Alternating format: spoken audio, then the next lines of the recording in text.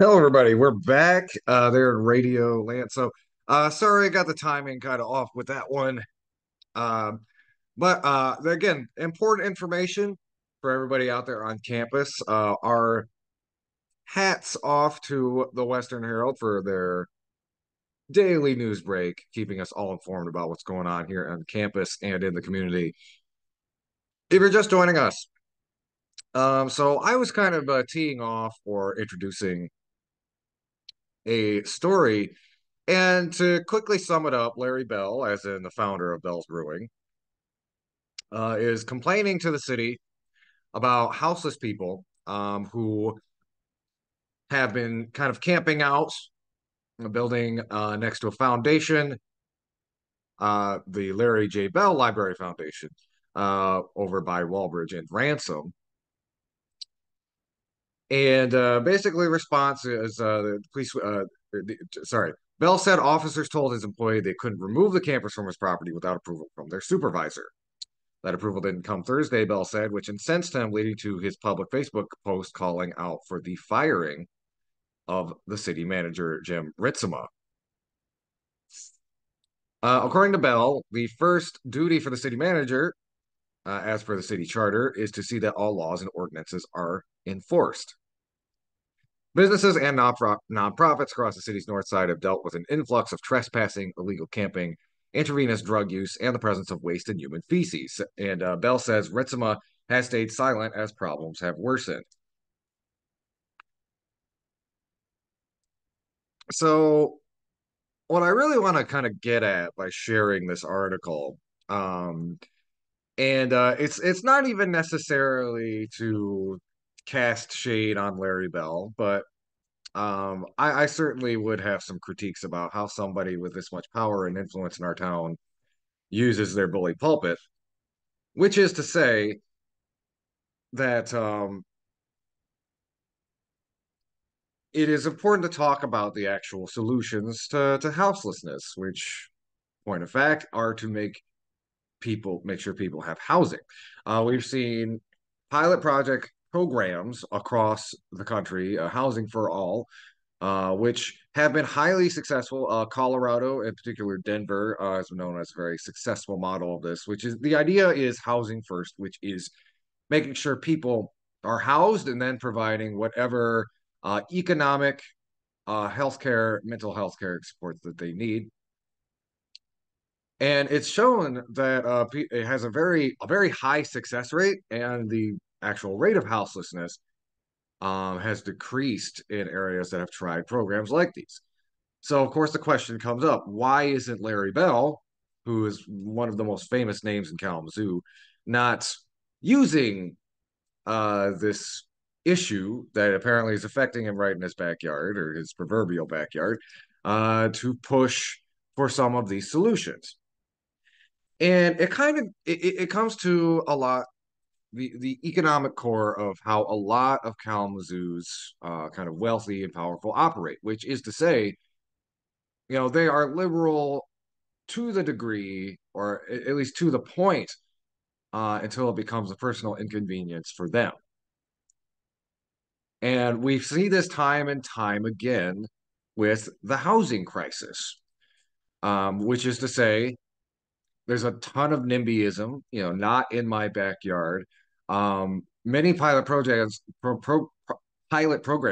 have been quashed because, again, a lot of people are uncomfortable with people who need help, people who are emerging from houselessness being their neighbor. And it's much easier to give money to a foundation or charity that's going to do X, Y, Z about it versus having to actually engage with the problem holistically as a community. And of course, when the rubber hits the road, the answer that Larry Bell comes to, and as do many of the city's, politically liberal, but economically conservative individuals come to, which is more enforcement. Get the houseless people off of my property.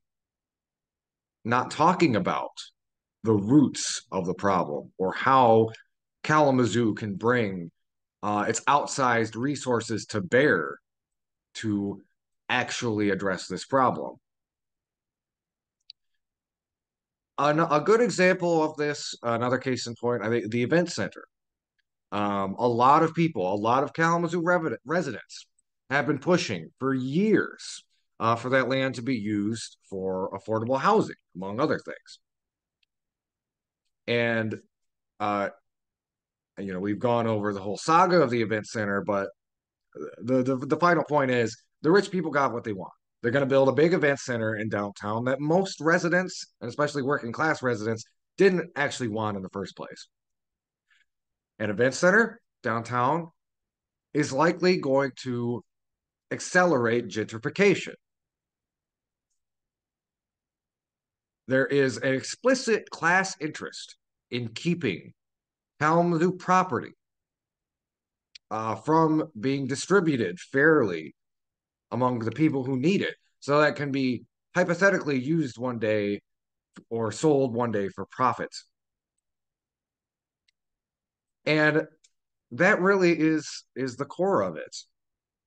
Even some of Kalamazoo's most famous flagship quote unquote anti-poverty programs, Kalamazoo Promise comes to mind.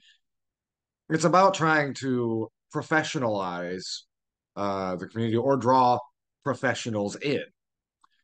It is not necessarily about addressing the core roots of poverty. And until we do so, Larry Bell is just going to have to keep calling the cops. And we also saw an example in this case of what we call capital flight. So basically, Larry Bell threatened the city. He's like, if you do not, you know, enforce the laws on my property, I'm going to look at investing my money elsewhere, like Portage, for example. And so it gives the city an economic incentive to use law enforcement to punish the houseless for being houseless rather than use those resources to make sure houseless people have a house. And I guess it's a little bit on the disappointing side, but for the way Kalamazoo really works, it is not really a big surprise. So if you do want to read that full article, get the context, that is from MLive. Headline is Fed Up Brewery Founder Wants Kalamazoo City Manager Fired Over Homeless Issue. It's written by Ryan Boldry. I did want to give y'all an update with some good news. This comes to us from my friend uh, Ms. Potter, and it comes to us from the Coalition to Protect Asylum Lake, the Asylum Lake Preserve. But Mr. Tarani, who is the owner of Drive and Shine, has rescinded their request to the Planning Commission for rezoning on the property of Drake Stadium, which means for now, the city has once again, and the people of Kalamazoo have once again avoided a situation where we would have had a car wash dangerously close to the watershed over at the Asylum Lake Nature Preserve. So call that a win for us. And again, a great example of what public pressure is still very much capable of. I would tell folks we do need to be vigilant on this particular issue. Tarani has come back and applied for this rezoning multiple times before. So I think I believe this is the third time he's come out for it. So almost seems like every couple of years, this Drive and Shine guy comes back and tries to build another one of his eyesore car washes right next to one of Kalamazoo's most cherished natural protected sites. So we'll need to keep our eyes open and make sure we continue to protect and preserve the preserve. So again, bit of good news for all of us out here who love going to Asylum Lake and don't want to see a bunch of car wash chemicals polluting the green space over there.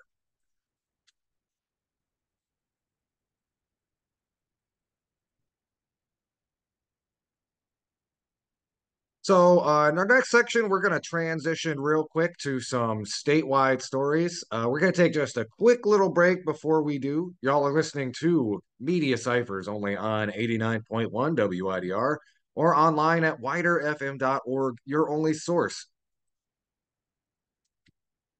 for political revolution.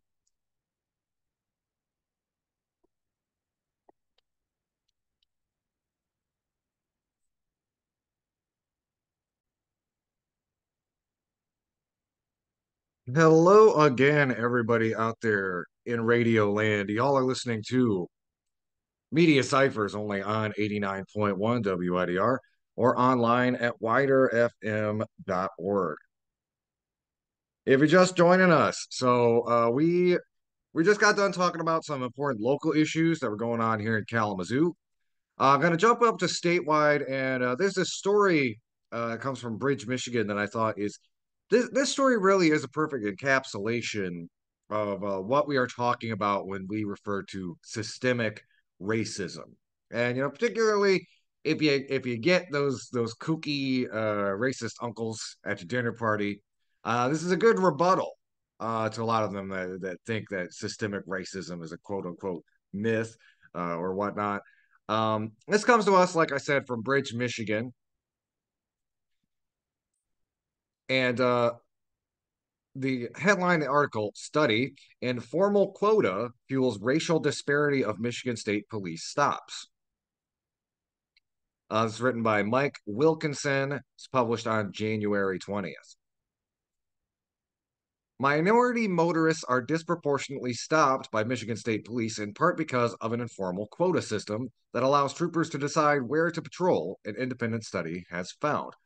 The report, which followed a 2022 study that revealed troopers were more likely to pull over Black and Hispanic motorists, concluded the disparity doesn't stem from discriminatory policies and could be improved with better supervision. Now, I'm going to take a little bit of a that, an aside. That's kind of a chicken and the egg thing, and we get a lot into this when people start arguing or debating about systemic racism. It's like, well, was it intentional? And the thing is, as this, I've been taught by some of my mentors in social justice circles, impact is more important than intent. And in this case, people being stopped, it doesn't matter if the policeman who is stopping you, or the policewoman, or them policeman, is explicitly racist. They are abiding by a policy that has an explicit racial disparity. We're actually joined right now. We've got our co-host Lawrence hopping on via Zoom. How you doing, Lawrence? Uh, I'm all right, man. Can you hear me? I can hear you. Yes. Okay. Man, a lot of running around. Just doing a lot of running around today. All right. Try to get my life together. But I'm glad you're all right. What were you just talking about? It sounded interesting. Oh, well, okay, hold on just a sec. I actually gotta all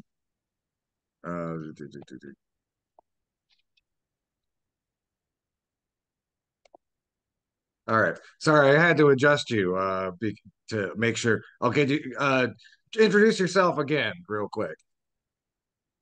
Hey, everybody! A Wild Lawrence has appeared. Okay. Hi. It's nice to meet all y'all. I am a political junkie slash commentator that happens to join on the show once in a while Okay. with my long friend Eddie.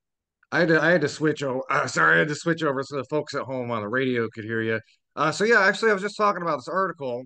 It's talking about basically there is an informal quota that fuels racial disparity of Michigan State police traffic stops, and I'll just finish kind of summarizing real quick, and we could talk about it. I'm sure you probably have some thoughts on it. So this report found that troopers tend to patrol urban areas where more minorities lived to get enough stops to fill daily activity log sheets. Troopers told the report's authors they need to make an entry on activity logs every 20 to 30 minutes, and not doing so could affect their employee evaluations. As the urban areas are more likely to contain non-white residents, this may inadvertently lead to disparate stops, according to a report from the Virginia-based CNA consulting firm. Troopers working posts with large rural areas and interspersed urban areas may ignore the rural areas if there is not enough activity and congregate in urban areas to fill their daily activity log sheets, the report found. An analysis from the ACLU found black motorists, who comprise 14% of the state population, comprise 17 to 20% of state police stops from 2017 through 2020. So when I kind of when I was teeing off this article, Lawrence, I kind of pointed out I think this is a really perfect example of what we're talking about when we refer to systemic racism. And particularly the fact that, like, a lot of our gonzo conservative colleagues try to claim stuff like this doesn't exist, but and it's an example of just the way that things are set up. You have these state troopers out here, they have their quotas, they need to make an X number of stops a day. And even somebody, a trooper who doesn't consider themselves or think themselves to be, racist with a capital R, is going to engage in this kind of racist policing just because by virtue of how they're expected to carry out their job. I mean, it's not surprising. I think it was we've seen multiple studies like this. The AP's done multiple studies like this. The Guardian, The Intercept. Shout out to those publications because they're out here doing the Lord's work. Uh, Democracy Now, Young Turks. We could keep going on. But yeah, is we've even did a study here in our city of Kalamazoo, uh, where the police officers stopping uh were disproportionately stopping more black and brown people that live in the city, or just poor and lower class people in the city. Of course. Why? Because if you're going to or if something happens, like if there is excessive force, or if there's going to be a ticket or things of that nature, usually people who are lower class, a lower economic class, or people who are not as well connected usually can't fight back. And we see that these police officers, because it's a quota system, they are incentivized. It's the incentive nature to do these stops, uh, instead of, you know, doing actual police work, testing rape kits to see if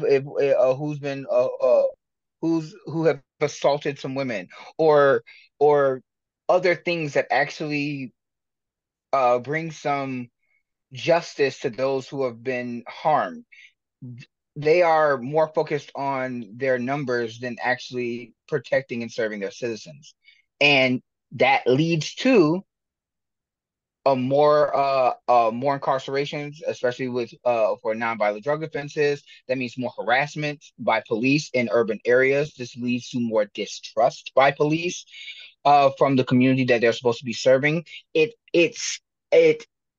uh it stacks on top of itself of how the community and the police that's supposed to be protecting and serving that community do not mesh well together. They are being harmed by people that's supposed to be protecting them. I'm sorry that I take 5 minutes to answer a question. I'm Oh, sorry. no, no. I mean, I'm glad to have you on. There's another illuminating chunk of this I wanted to read, and this is from interviews that the CNA agency did with Michigan State troopers. Interviews with troopers revealed they could initiate a search after smelling alcohol or marijuana, or after a motorist gave inconsistent answers, which the report described as accepted behaviors of potential criminal activity. But the interviews also showed some troopers would consider fidgeting, lighting a cigarette, avoiding eye contact, or just having both hands on the steering wheel as potential signs of a problem. Uh, Fancher went on to say, African Americans are often told by their parents to not look an officer in the eye to avoid challenging them and to keep their hands in plain sight. To hear that these behaviors could be interpreted as criminal shows a need for change, he said. And not directly related, but I thought this was also an important piece to it. Troopers, he said, are not content to be traffic cops. They always look to bust people on something more serious. So again, you have troopers who are incentivized to they're trying to get the big sting or what's police parlance. I haven't watched a lot of crime movies lately, but they're trying to get the big bust, and they are engaging in these practices where they're looking for a reason to escalate a potential traffic stop into something where they can search and seizure a vehicle. And so you just get this perfect cocktail of a situation where that is going to lead to um, particularly the harassment of non-white, usually like you know residents living in urban areas.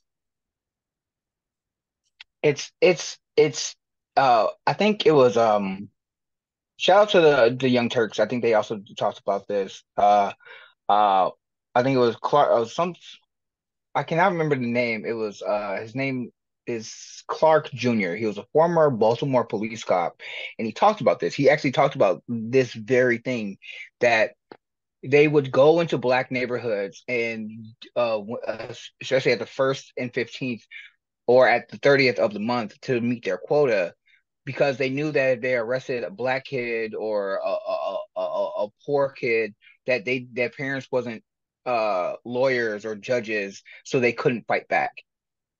Like we have former police officers that talk about these things all the time. So it's not a surprise in any way, shape, or form, well, to me, that this study is coming out because we've heard these stories before. This is why the George Floyd Policing and Accountability Act was a thing that was supposed to be being pushed through Congress that never happened, and the reforms that President Obama tried to push through, even though they were milk toast reforms, they were something. But it was to stop stuff like this. It was to stop things like this, or to at least cut uh to uh to lower these type of things happening to other American citizens. It's just that we're at a place now where we are continuing the same cycle and we're surprised that we're not getting a different result. Yeah, absolutely. And I it really is if you talk about it from an abolitionist perspective, before you came on, Lawrence, we were talking about the story. Larry Bell of Bell's Brewery was kind of threatening to pull his money out of the city unless we enforced or more heavily enforced houselessness. And it's a lot of the way that we look at community Wait, safety. wait, wait, wait, wait, wait, wait, wait. Say that one more time.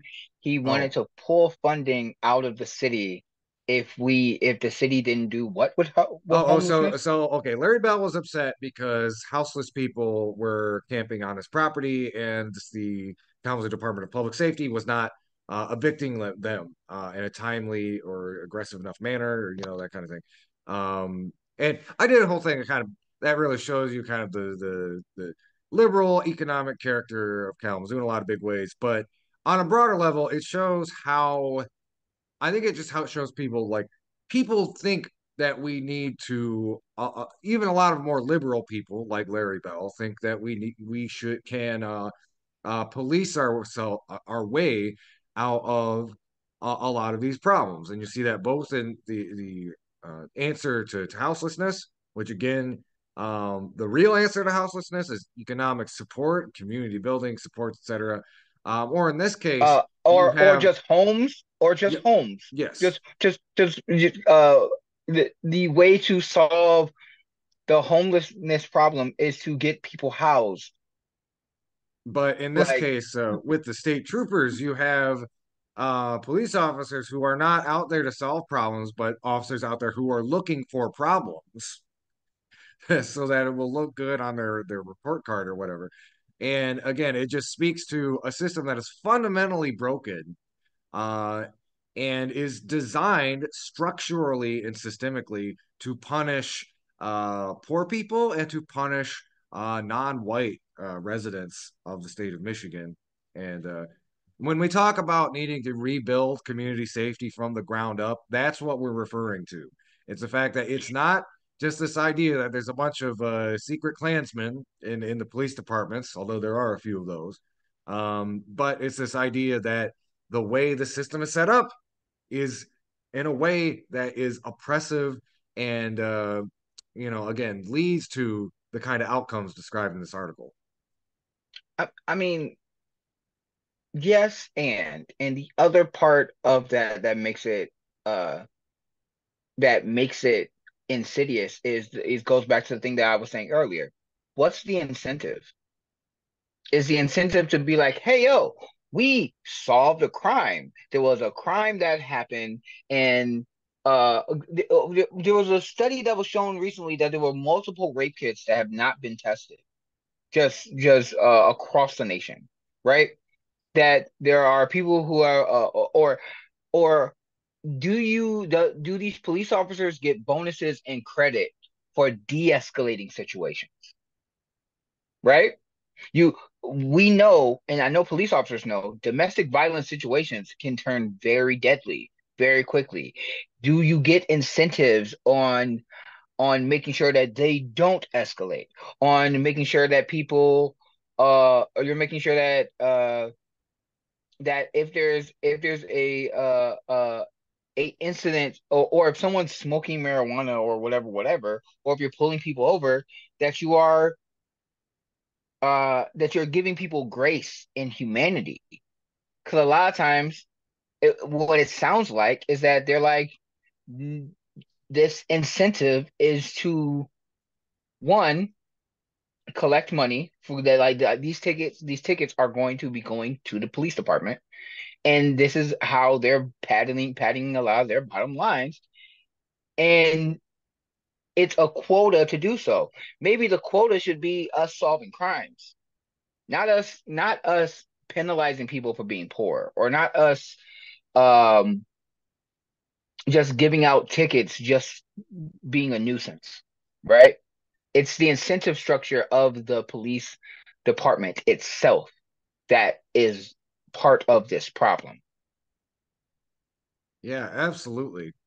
Okay, so we're gonna transition soon to we've got an interview with congressional candidate Joseph Alfonso that we're gonna be playing back for y'all here at home. Lawrence, while we have you on the line though, I wanted to was there anything you want to do some quick hits on, talk about?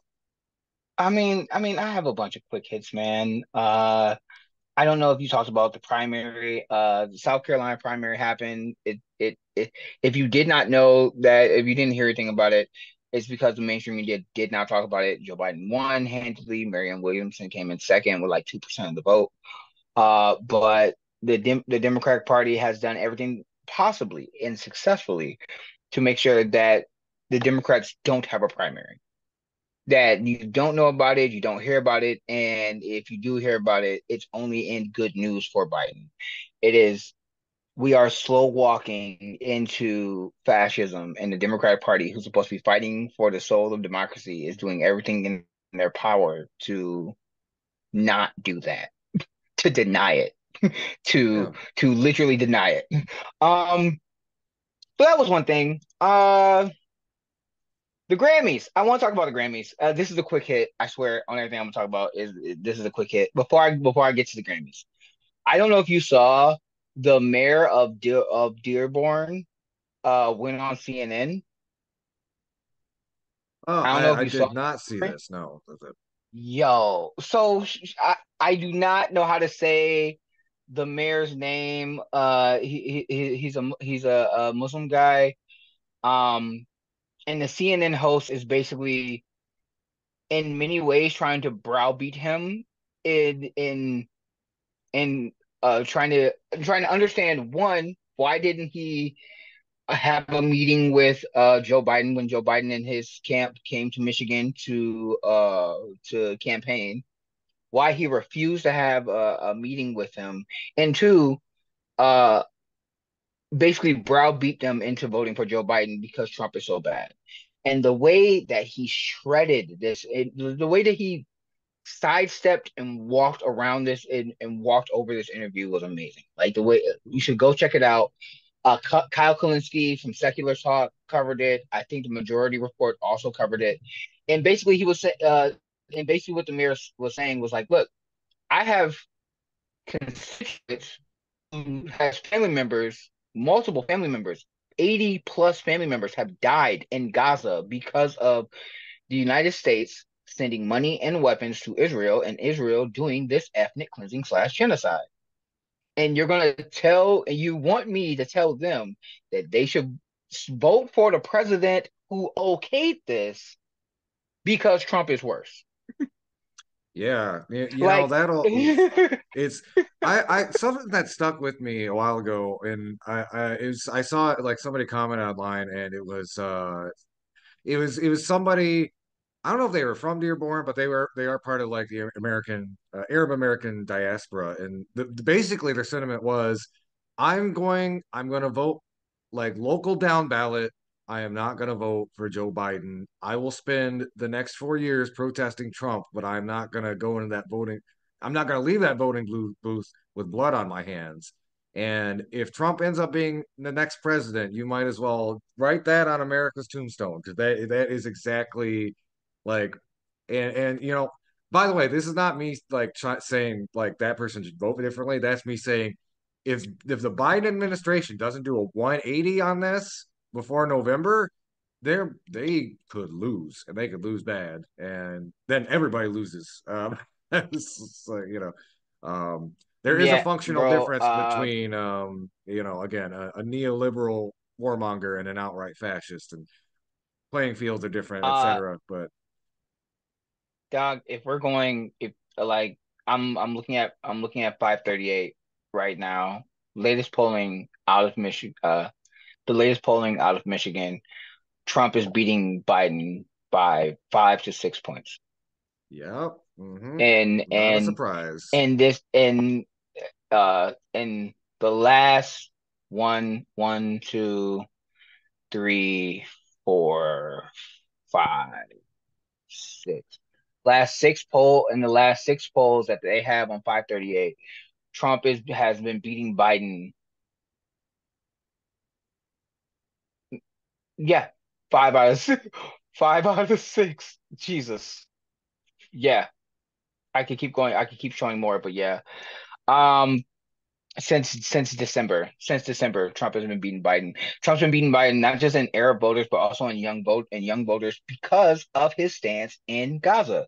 Him We are giving, we have talked about the Israel conflict on this show a multitude of times. And I know that some of our language has had at times could be looked at as being sometimes hyperbolic and sometimes it's been a little bit wild. You know what? It's here or there, it just is what it is. But when you see or you have things come out recently, which I didn't get a chance to put into our group chat, but the IDF got caught basically putting murder porn, revenge porn, violence porn, and running basically a website, a thing of them doing so. You know what I'm saying? To show that and pretending that they were Hamas. The IDF was pretending that they were Hamas and doing these violent atrocities to justify the IDF's violence in Gaza. When you see that our tax dollars, when we didn't get uh, a full student debt reform. We didn't get voting rights codified. Women's rights got stripped and destroyed throughout the country. We didn't get a living wage. The child tax credit didn't get extended or codified. You have all these things that the average voter, young people, and your average Democrat and average American wants. And the Biden administration not only did not do any of those things, in a large and significant way that affected regular people. and he doubles down on doing basically propaganda on behalf of Israel, who is doing what is clearly a genocide and an ethnic cleansing, Yeah, and I wanted to and financially backing it. I wanted to take a quick note too. It's not just Biden, of course. It is a lot of the mainstream corporate media establishment that is just really showing their butt with this one. I do want to point people out to. There is a really informative article from Common Dreams. Arab and Muslim leaders in Michigan refused to meet with Biden campaign, and the pullout code they used just sums all this up. Dearborn's mayor said, I will not entertain conversations about elections while we watch a live streamed genocide. But while that's going on, you have media outlets like The Atlantic, media outlets like the Wall Street Journal that are posting articles such as Welcome to Dearborn, America's Jihad Capital, or Yeah, Chicago votes for Hamas, or there's this really gross one from our old friend Tom Friedman, and he's a very kind of like he's a neocon writer, understanding the Middle East through the animal kingdom, and he's basically trying to, in a very disgusting way, analogize groups like Hamas and like the Houthi pirates to like wasps and stuff like that. It's pretty disgusting, and it's like it's it feels like I'm reading some 19th century article about like Haitian rebels or something. I'm like, what in the heck? This is he he 2024. called he called he called Palestinian people, basically Muslim people, insects.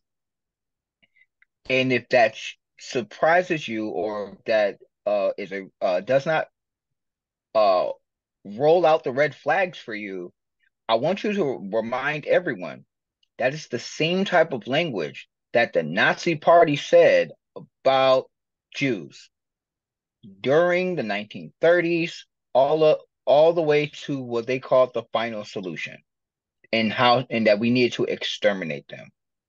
He is echoing, not repeating, but echoing. He's remixing Nazi propaganda.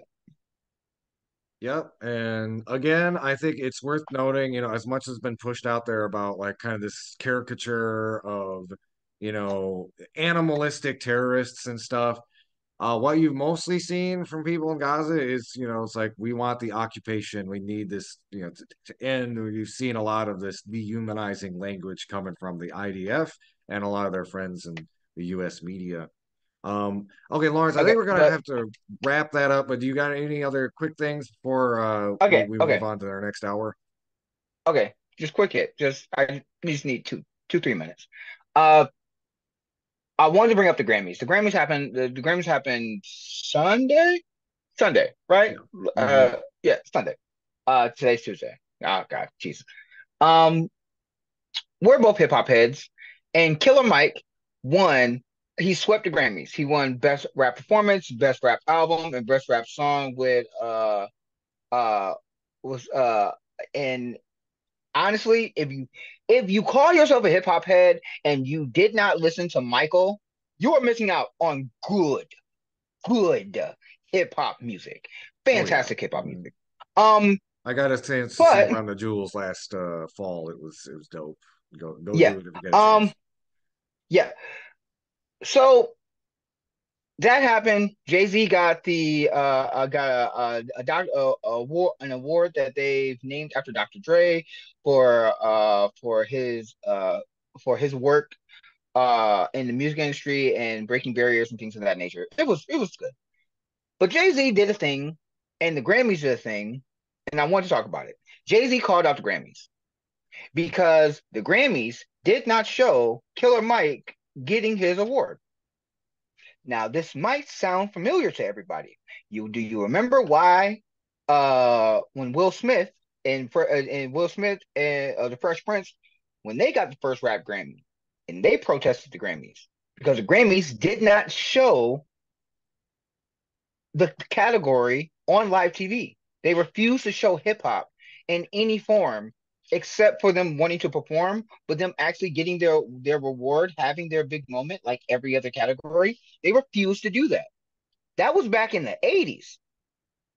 During the 90s, when Jay-Z got his first Grammy Award, the Grammys did the same thing. They did not show the hip hop category. It is 2024.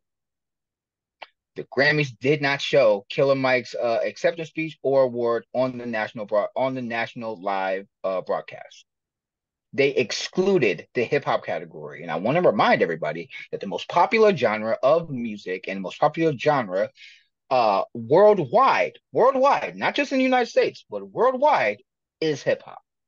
Well, it's So even more on puzzling because like was it last year they did a big like 50th anniversary of hip hop like extravaganza set piece during the Grammys, and it does raise a lot of questions. Like do you think it has to do with like I mean the my thing is content of Killer Mike's music is explicitly political and a lot of his tunes. I mean some of it's just my about thing is having this fun and hip hop smoking, but go my ahead. thing is Sorry. this the hip hop the Grammys, just like the Oscars, just like the Tonys, these award shows uh, will love to have black faces there to perform, to host, to shuck and jive. But when it's time for us to be recognized for the excellent work that we have done, they will not recognize us. They will either snub us or they don't show it at all. This is another opportunity, and Jay Z talked about this. He talked about it with his wife. He said his wife is the he talked about it with his wife in his acceptance speech. He said his wife has the most Grammys out of any artist in American music history. She has won the most Grammys, but she never won Album of the Year. Explain that. Explain how this man is getting a hip hop award of excellence. He's getting an award of excellence by another black artist. It's named after Dr. Dre, but the category that they are in was not shown.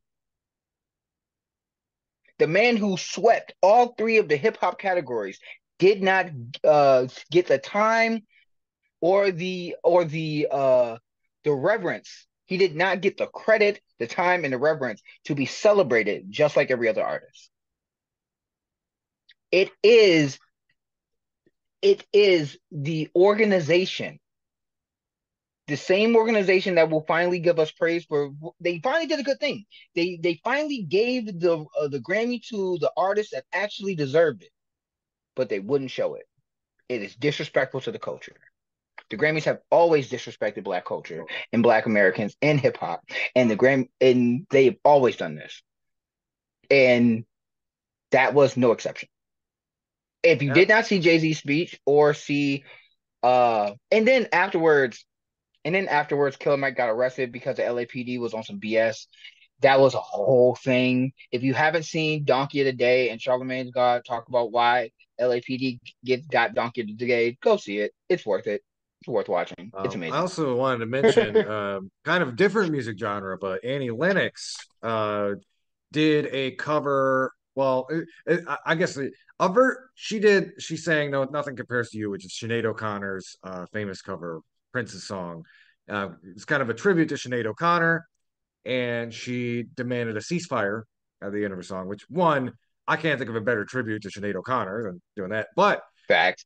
what is interesting is you look online, you look it up, you can't find clips of it on YouTube. Whereas the other Grammy performances you can find clips of, and it's been kind of buried. They've buried the lead with like you'll find more hits about like Taylor Swift announcing a new album than Annie Lennox calling for a ceasefire. So, yeah, That that also leads into the last thing that I wanted to talk about. Just real quick. I don't know if you saw the anonymous sources. So it goes to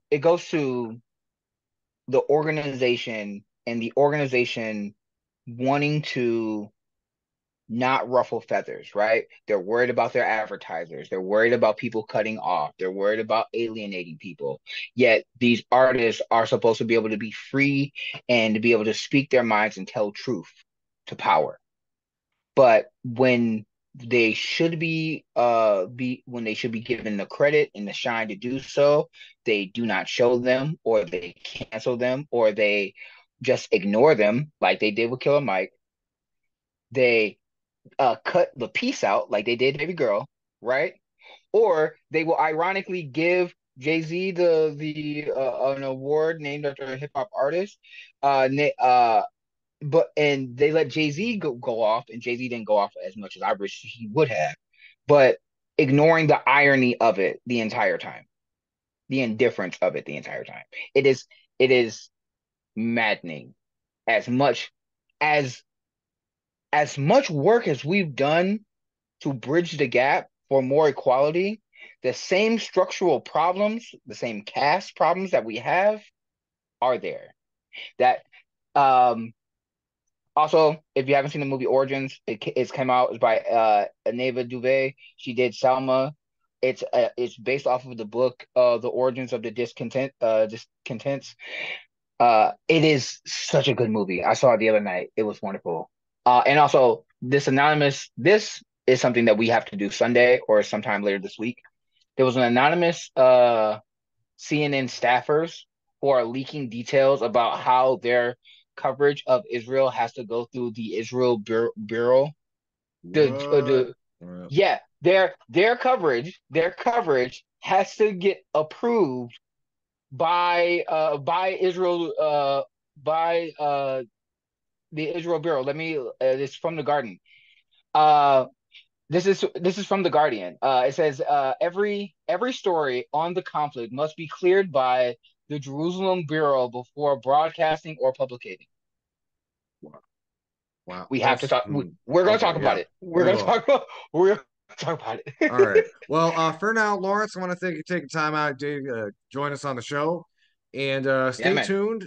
Coming up next, we put congressional candidate Joseph Alfonso on the hot seat. We ask him about not all every single issue, but most of them, a good chunk of them. So stay tuned for that. And again, quick reminder: if you missed any of this or any of what's going to come up, you can find it all online. It's going to be on YouTube, Media Cyphers Kalamazoo podcast.